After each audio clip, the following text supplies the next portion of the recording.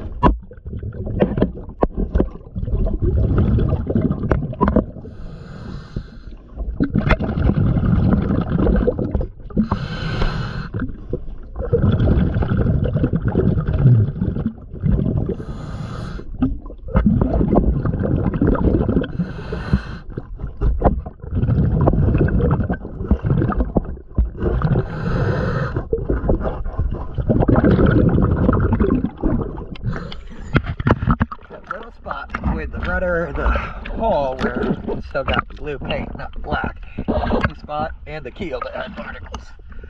TS diving. Thank you.